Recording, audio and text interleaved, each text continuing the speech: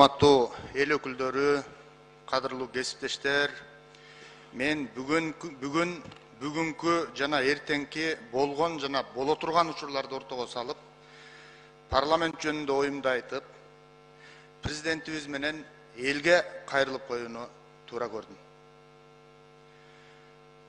Парламенттин үстүндө эл менен Кудай гана турат. Азыркы турушубузда парламенттин кудайлары көбөйүп баратат. Парламенттин төрүндө тайраңдап, өз билгендерин кылып, жоо жакадан алып турганда, жоо менен эмес, парламент менен кармашканга өтүп жатышат.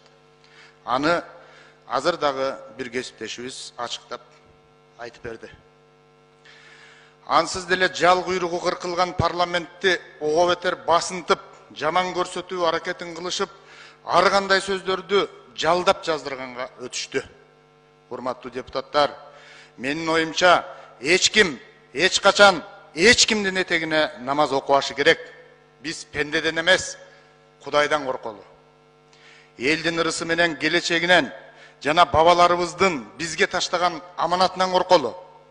Ал аманат, ал таберик, ал мурас, чек арасы тарыган, арты туман, асты жар, алсыз эмес, толук кандуу келечеги бар эгемен мамлекетибиз. Урматтуу кыргызстандыктар, кадырлуу калк, силердин турмушуңар менен өлкөнүн тагдырын өз мойнуна алып, жооп бере турган өлкө башчы бар. Силер кароосуз калган калк эмессиңер. Ар бир суроолоруңарга жооп алышыңар керек.